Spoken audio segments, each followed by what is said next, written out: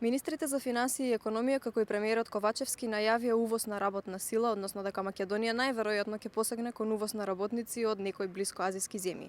Денеска ги прашуваме граѓаните што мислат. Дали сметаат дека Македонија треба да увезува работници од странство? Тоа е прашање кое што сигурно има разни засегнати страни кои што ќе дадат спротивставени одговори. Лично, што знам, немам некој став сега конкретно изграден во однос на тоа.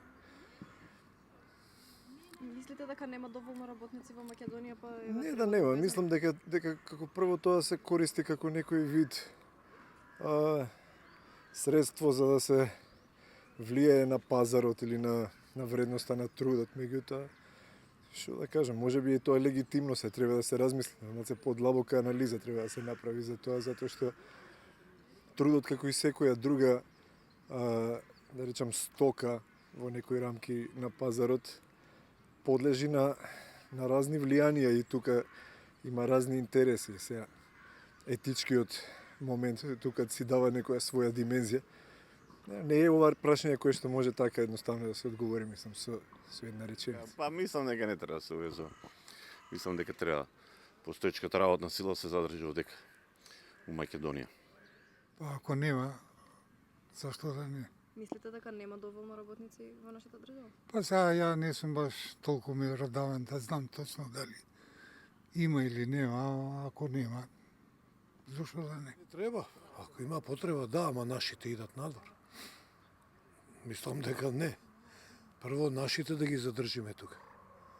Тоа мислам дека е поважно. Добро, може ли да се преквалификува одредени занаети што фалат електричари, бравари, не знам што. Може да се организира тоа.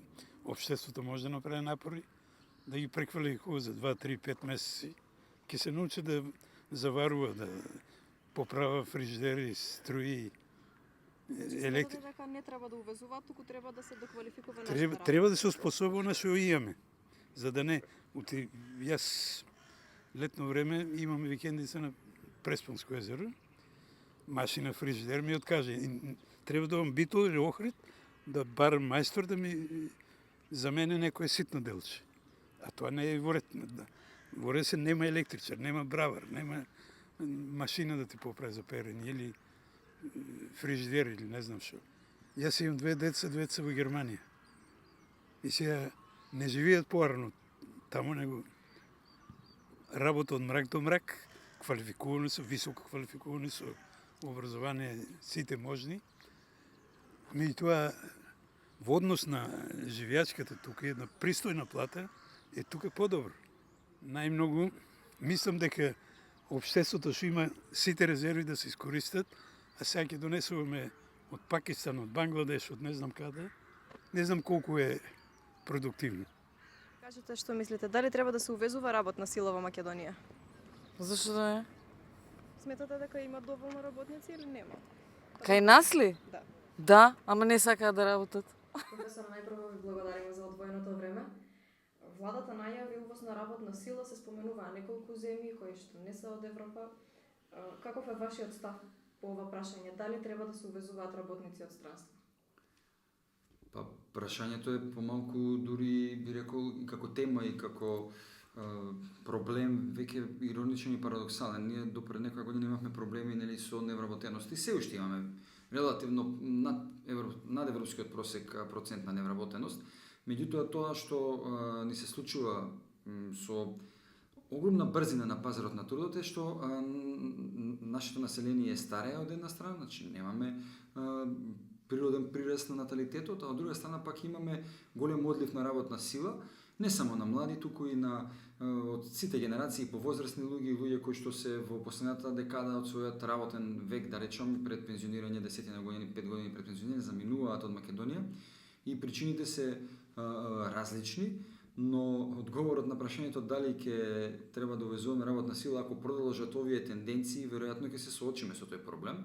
Нешто што за нас е ново и непознато, посебно во одредени индустрии, како што е градежната индустрија, како што е туризмот и угостителството, текстилната индустрија, кожарската, рударството, така да имаме една навистина алармантна ситуација која што се случува во моментов. Но парадоксот е во тоа што За овие нешта се од моја страна и од некои други луѓе во Македонија се разговараше, се зборуваше, се потенцираше како иден проблем уште во 2018 година, 2019 година. Јас се сеќавам дека овие теми ги отворав и тогаш по разни медиуми, во различни мои анализи кои што беа достапни и до креаторите на политики, но и до пошироката македонска јавност.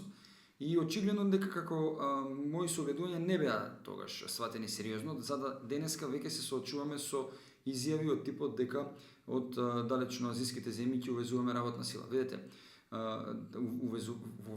увезувањето на сама работна сила по себе бара една поинаква инфраструктура, бара вклопување во менталитетот. Не е прашањето само дали ние имаме потреба од одредена компанија од тој и тој број на работници. Прашањето е многу посложено. Дали тие работници ќе може да се вклопат во нашите прилики, во нашата култура, во нашиот менталитет.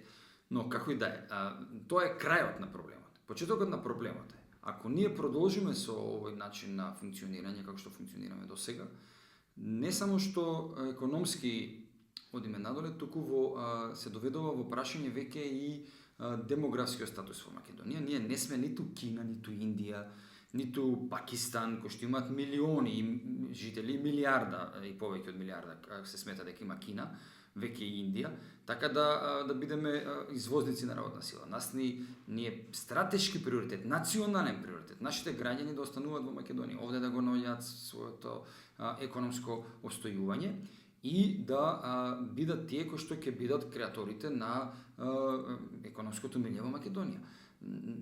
Земја со 1,5 милиони луѓе реално присутни во Македонија. Јас кога зборувам луѓе, мислам на сите националности, сите групи, етнички заедници и така натаму.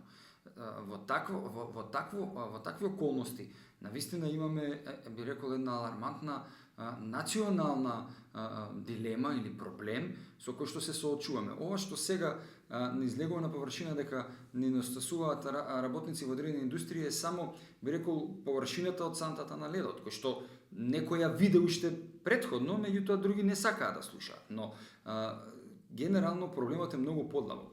И не се само економските причини кои што се основата за заминување од Македонија. Луѓето се заминуваат од Македонија и заради невладење на правото, заради корупцијата, заради севкупниот амбиент на патичност, на безидејност, безвизионерство, на негледање на просперитет овде да се остане. Дури луѓе кои што имаат економска стабилност во Македонија се заминуваат. Како да го објасниме тој феномен? Анализите покажуваат дека токму се заминува заради севкупните општествено-економско-политички, морално-етички аспекти на живење во нашето општество. Барањето на излез, да, еден од начините е да внесуваме, да увезуваме работна сила, меѓутоа сметам дека во овие околности приоритет е да се задржиме на мерките и политиките кои што ќе значат задржување на луѓето во Македонија, враќање, повторувам, на тие кои што се заминувале со одредени креативни политики, се стимулативни за да може да се економски овде позиционираат луѓето кои што заминале од Македонија и преди се и над се креирање на вистински амбиент за живот во Македонија. Може ли да ни објасните како и зошто во Македонија дојдовме до ситуација да треба да увезуваме работна сила, а споменавте претходно дека ние извезуваме работна сила? Па добро, еве јас го поврзав и првото со ова второ прашање, така што сметам дека веќе одговорот ви го дадов, не би се повторувал. Да, од земја која што имаше од повеќе работници, дојдовме до тоа да само за неколку години да видиме веќе во состојба да размислуваме за увоз на работна сила и тоа е нашиот проблем. Тоа е проблемот на луѓе генерално кои што имаат робски менталитет на размислување, кои што не се визионери, кои што не ги гледат работите подалеку, отколку да ги задоволат своите лични, најчесто себични интереси и на нивното семејство, и луѓе кои што размислуваат на начин на кој што мене да ми е добро, на комшијата нека му е најлошо на свет, важно мене да ми е добро, не разбирајќи, не сваќајќи дека ако на комшијата не му е добро, многу скоро и тебе ќе ти стане лошо, но таа свесност и зрелост се уште не е на вистинското ниво за да се надминуваат овој тип на размислување, овој тип на концепција на живење. Какви итни и какви долгорочни мерки треба да преземе владата за справување со ова прашање? Па многу пати сум зборувал за ова. Мерките се веќе вчера требаше да бидат донесени, значи ние не зборуваме за идни мерки, ние збориме за повторно за каснење во времето. Мерки кои што требаше да се преземат до сега, покрај тие младински политики кои што нели се зборуваат, кои што реално не даваат плод. Заживување реално, вистинско заживување на судскиот систем, на контролата и надзорот во делот на примената на правото, аспектот на владење на право, значи правоправната сигурност, потоа економската сигурност. Правната и економската сигурност отвара простор да луѓето во Македонија сметаат дека може, треба и сакаат да останат, да вложуваат и да работат во Македонија. Зборувам за македонските граѓани преди се. А секако тоа отвара простори за странци да доаѓаат, да се интересираат, да вложуваат со оние мерки и политики кои што сме ги имале ние во историјата наша, да привлекуваме и странски инвестиции, но и домашни инвестиции. Да се разбереме, бидејќи се покажа дека и странските инвестиции да отвараат работни места, но имаше многу забелешки се уште има во однос на спредување на правата од работен однос, но како и да е, од некаде мора да се почне. Ние почнавме во еден период од нашата независност, од нашата историски гледано на назад, меѓутоа се застана. Наместо да се надградува тоа што го имаме, ми се чини дека рушиме и тоа што сме го имале добро, и тоа не чини за нас, и затоа е амбиентот таков. Значи, право, владење на право и економска стабилност која што ќе отвара нови работни места, која што ќе значи нови инвестиции, но и посебни мерки, како што ги напоменав и преска, за сите граѓани, не само за младите, за да се вратат во земјата. Знаете, руралниот развој ни е многу слаба страна. Ние не треба да, не знам, премногу бидеме инвентивни, но треба да бидеме мудри и да видиме кои се добри пракси во регионот, во Европа, во светот. И што тоа би можело кај нас да се прилагоди и да се употреби. За младите да им се даде државно земјиште, каде што ќе може да развиваат одредено земјоделие. Враќање во село, помош на напуштени објекти села кои што државата ќе стимулира реновирање и враќање на младите. Финансиска помош на младите за изградба на куќи во рамките, зборувам сега за одредените аспекти на рурален развој.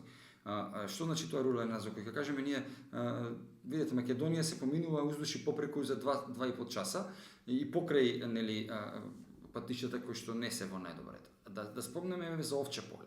Од Скопје за Свети Николај се стига за 35-45 минути, нека е и 1 час, но не е. Нека е 1 час, но повторувам не е. Да тргнете од Маџари до Ѓорче ќе ви треба повеќе време низ градската гужва. Така да, за релативно брзо време имате добра конекција со градот, имате можност за развој каде што има огромен простор празен, кој што бара да се вложува, да се инвестира. Дали ќе се вложува во ова или во она, веќе тоа се стратешки одлуки, нели, дали во земјоделие, дали во пољоделство, дали во сточарство или во некои индустријски гранки, така. Но мора од некаде да се почне и мора да им се даде надеж на луѓето во Македонија. Луѓето изгубија надеж дека нешто ќе се подобри. И кога ќе дојдат до таа точка, дека и покрај нивниот оптимизам, и покрај трпението, нема надеж дека во следните 5 години ќе се подобри, нешто се заменуваат од Македонија. И тоа се заменуваат луѓе кои што се имотни, можеби не толку заради нив, толку повеќе за нивните деца и нивните поколенија.